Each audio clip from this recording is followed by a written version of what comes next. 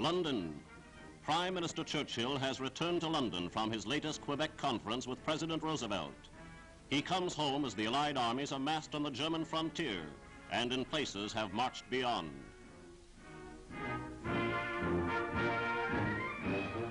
In a series of victories without parallel, the Germans have been blasted from one occupied territory after another.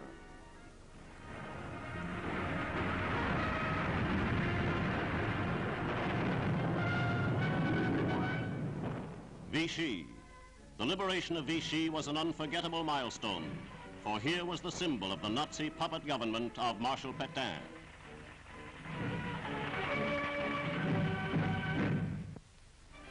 Brussels. Belgium too is free. The House of Representatives named Prince Charles to the office of Regent. He will act temporarily for his brother, King Leopold, now a prisoner in Germany.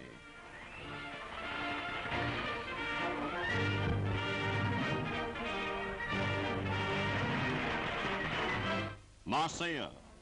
One of the great prizes of liberation is Marseille, France's first port. On hand to examine German demolition are British, French, and American naval officials. These U-boat pens were still under construction when the Germans fled.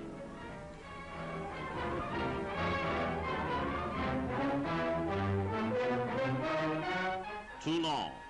The harbor at Toulon, chief French naval port on the Mediterranean, lay strewn with men of war. The French Navy saw to it that the Germans would never make use of these vessels. Boulogne. The coastal guns at Boulogne are now in Allied possession.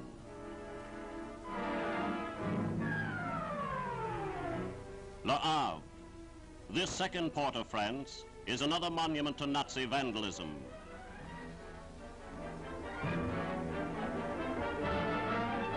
Here too the Allies found unfinished U-boat pens. The Germans had long since abandoned faith that the submarine would bring them victory. Brest. The bitter and prolonged siege preceded the fall of Brest. The official surrender, effected by an American general, was enacted in the main square.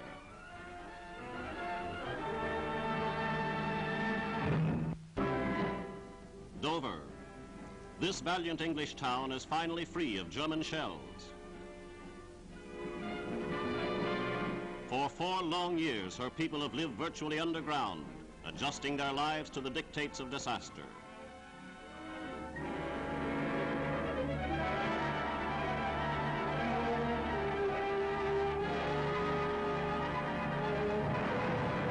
For 1,510 days, the Nazi big guns across the channel were free to pump 16-inch shells into Dover and neighboring towns. As far back as 1940, British troops were drafted to aid the beleaguered townspeople. But Dover, with all her scars, went about her daily duties. Calais.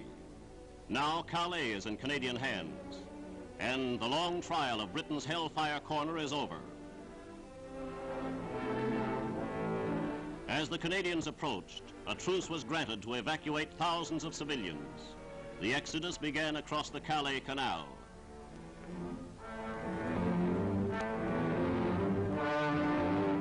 The surrender of the Nazi garrison illustrates once again one of Germany's most conspicuous military blunders, the practice of leaving isolated pockets of forces behind at the mercy of the mighty Allied armies.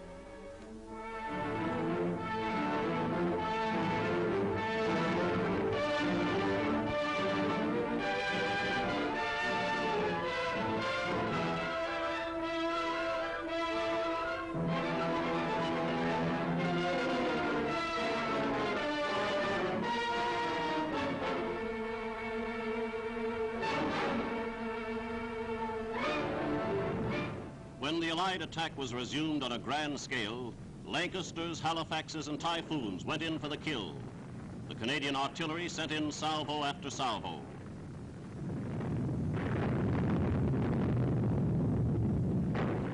It took the Nazi commander, who had sworn he would never be taken alive, 2 brief hours to change his mind. When he surrendered, 6,000 healthy German troops surrendered with him.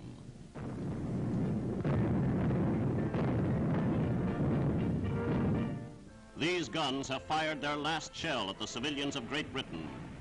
They were only as strong as the men who manned them.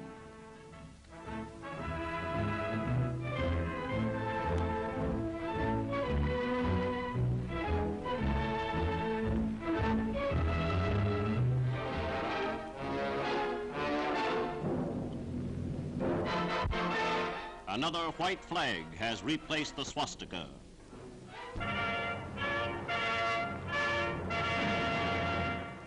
Arnhem, one of the most dramatic and gallant feats of this war, has been performed by the 1st Allied Airborne Army. 4 of the 5 Dutch landings were a complete success. The 5th, though it fought a losing, isolated battle, contributed immeasurably to the victories of the others. Ground forces made quick contact with most of the landing parties, ousting the enemy from his water-defended positions. The landing at Grave was typical. Reinforced by paratroopers and quickly supported by land forces, the airborne men secured their objectives in record time.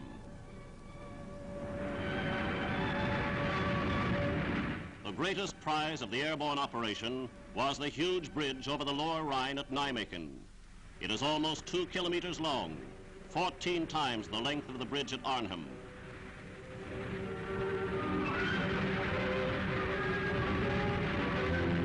By far the highest honors, however, have gone to the men who dropped at Arnhem. Their objective was some 90 kilometers beyond General Dempsey's spearhead. A total of 8,000 men landed in the sector of the River Lek in Holland. The record of their valiant stand was immortalized by an Army cameraman.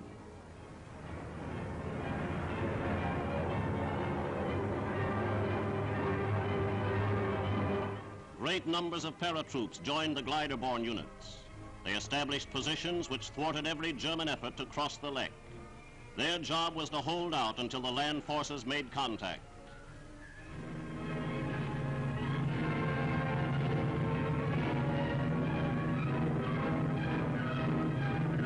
German prisoners were taken the moment the operation was underway, and the airborne troops fought with unparalleled ferocity every minute until they were commanded to retire. Men of the Dutch resistance movement revealed the disposition of the German forces. This country bungalow was converted into a headquarters. As the days wore on, the Germans mustered every man possible against this relatively small force. Help did not get through, and every day the enemy circle grew tighter.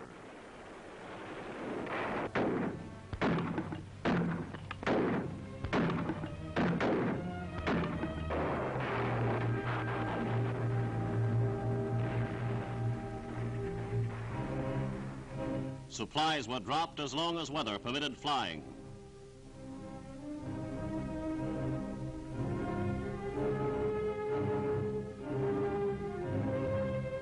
At dusk, Allied target indicators revealed that bombers were active against the enemy, but still the land support troops did not come, and orders were sent for the beleaguered unit to withdraw.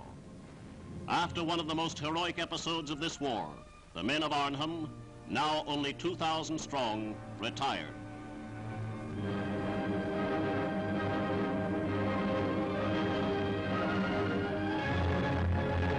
These men did not fail. In the 9 days and nights they fought, they held the Nazis back. Thanks to their courageous sacrifice, Nijmegen Bridge, undamaged, is in Allied hands.